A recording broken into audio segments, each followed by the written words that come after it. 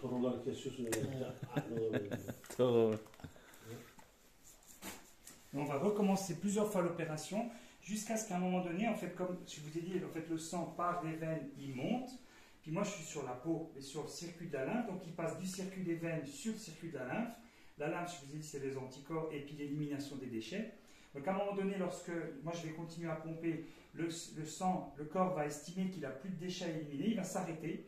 Le processus d'élimination va s'arrêter. Moi, je vais être au-dessus. Je vais observer qu'il y a moins de sang. Puis je vais observer la lymphe, c'est un liquide un peu transparent.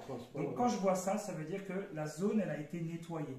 Et puis c'est à l'endroit des nerfs, où là, il y a par exemple ce qui va contrôler les poumons. Donc ça va aller nettoyer, ça va aller chercher. À chaque fois que c'est situé près de ce qu'on appelle une innervation, si ça touche certains organes, ça va le traiter. Autre chose aussi, par exemple, ces deux points, ceux-là et puis ceux-là, ils vont se connecter. En fait, ces deux points, on les appelle les points bien-être. Ils ont plusieurs fonctions. Ils ont d'abord, là, individuellement, il va traiter tout ce qui est la zone du côlon, de la prostate. Donc, s'il y a des anomalies comme une balise, il va la traiter. Ici, c'est le point central dans la hijama qui s'appelle El Kahil, c'est un point sunna. Le prophète sallam, il dit que ce point, il peut guérir 70 maladies. Donc, il est très important dans la hijama. Et donc, ces deux points, ils vont se connecter et ça va reposer l'appareil. En fait, ici, on a le système nerveux qui fonctionne toute la vie, qui ne s'arrête jamais, le cœur, les poumons, tout le temps, tout le temps, tout le temps. Puis là, ça va apporter un bien-être. Et après la hijama, souvent, ces deux points-là, on a envie de se reposer, on est détendu, etc. On a envie de dormir des fois. Je peux bien dormir ce soir.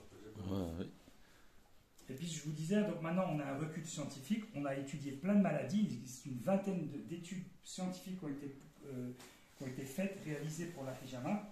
Et par exemple, ce point-là, il a bénéficié d'une étude en Iran.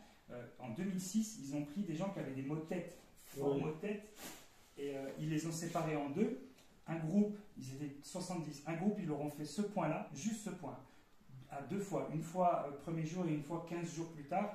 Et l'autre groupe, on leur a donné des médicaments anti-inflammatoires. Après, on a mesuré dans l'échelle de la douleur. Les gens qui avaient bénéficié de la hijama, ils ont dit 97% de ces gens avaient dit la douleur avait disparu. Subhanallah, alors que c'est un point que le prophète sallam il a dit. Et les autres, on a eu 67% de résultats. Donc il y a comme des gens qui ont dit j'ai encore mal à la tête, il faut que les médicaments ont eu moins d'impact que la hijama. Oui. Les autres, parce qu'on les appelle les points épurateurs. C'est eux qui ont la fonction d'aller nettoyer, d'aller chercher en profondeur. Et souvent, ils sont bien abondants par rapport aux autres.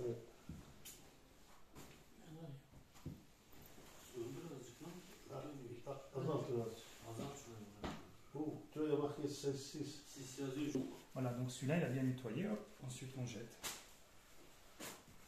Là-bas, c'est bon aussi.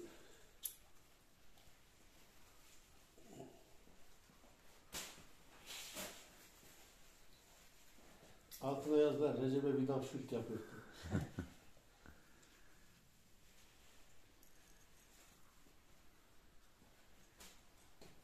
Biz olsa böyle duruvermezler. Atlık yandılar neydi?